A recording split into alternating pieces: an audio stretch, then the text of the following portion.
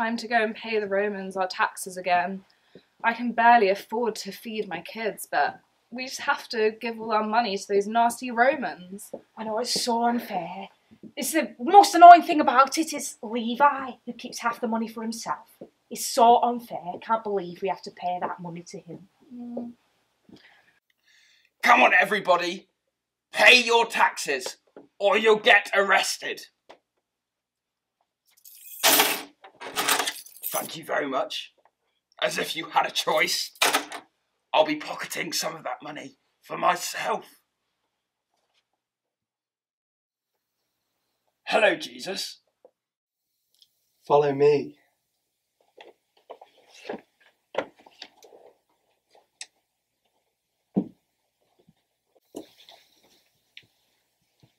Where's Levi gone? We came to pay. Levi, the tax collector. He went to follow Jesus. Levi, follow Jesus? Why would Jesus want to be friends with a loser like Levi? We're the best people in town. Everyone loves us because we're so good. Well then why is Jesus eating with all those horrible tax collectors and the rest of that dodgy lot?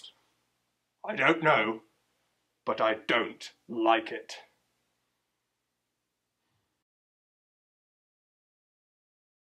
We're going to sing a song about that now. I've got my instrument. Sarah, where are your instruments? I have my salt shaker and my tissue box drum. Go get yours.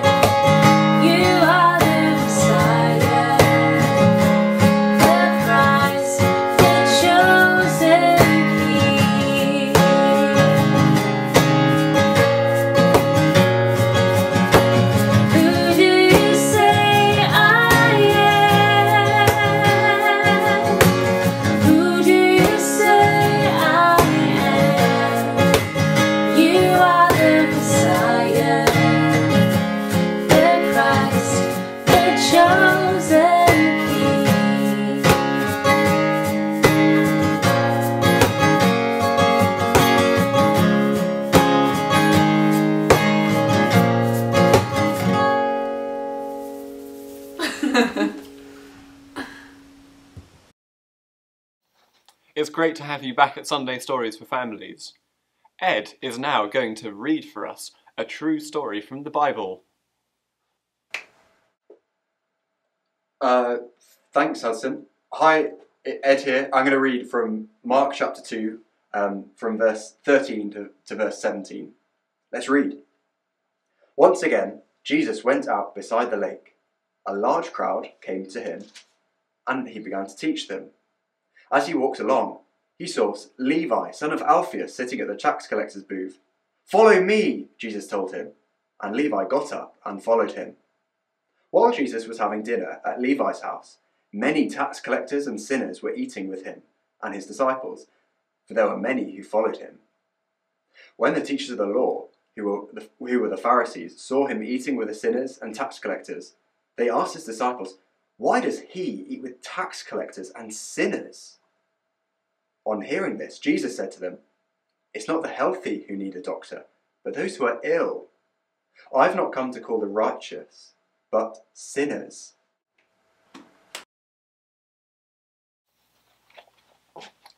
Hey, imagine with me for a moment if the head teacher at your school came into your class one day and decided to make friends with some of the people in your year. I know this is a bit weird, but just imagine with me for a sec. Who do you think they would make friends with?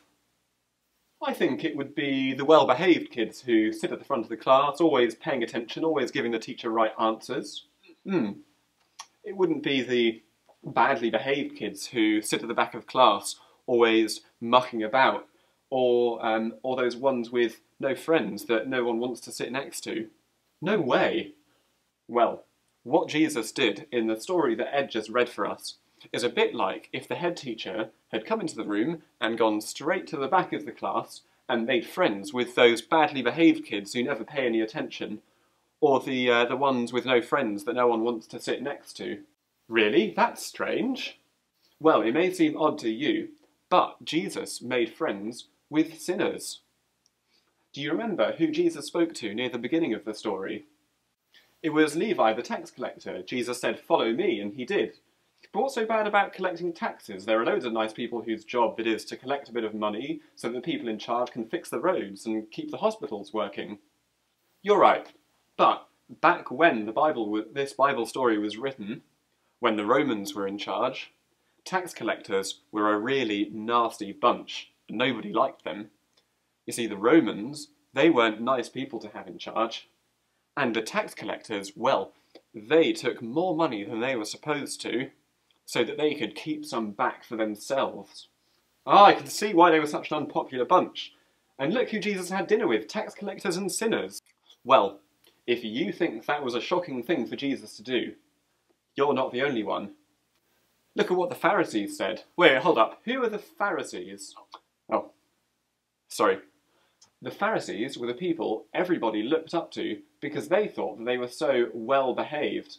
The Pharisees probably thought that if Jesus was as great as everyone said he was, surely he'd want to hang out with them. Look what they said.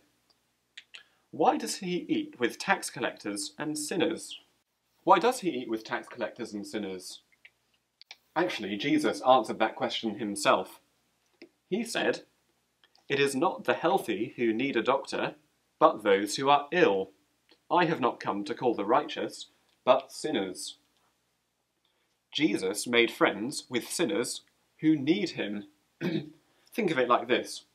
If you're perfectly healthy and there's nothing wrong with you, then there wouldn't be much point going to the doctor, right? No. But if you were really unwell, then it would be obvious that you need to go to the doctor. Well, if you watched last week's Sunday Stories for Families video, you might remember that we all have an even bigger problem than being sick and needing a doctor. That's because lots of us have done wrong things, things that have hurt other people, and we've acted as though God, who made the whole universe, isn't in charge of our lives. That's what we call sin. And you might also remember that Jesus has the power to forgive sins, even sins against God. But just like he did in the story, it's true today that Jesus makes friends with sinners who need him. So, we're sinners, and Jesus has the power to forgive sins, and he calls us to follow him and have our sins forgiven. But if God cares so much about sins, how can he just forgive them? Good question. If you were to keep on reading through Mark's Gospel, the book that Mark wrote about Jesus, you would find out that Jesus came so that he could be arrested for something that he never did, and be killed, dying on a cross to face the punishment that our sins deserve instead of us. That's why it's such good news that Jesus made friends with sinners who need him. Even those nasty people in the story that we read about, the people nobody liked. And Jesus makes friends with sinners who need him. Even you and me and the people watching. So have we realised that we're sinners who need forgiving? And that we need Jesus? Because if you have, then you're exactly the sort of person that Jesus calls to follow him.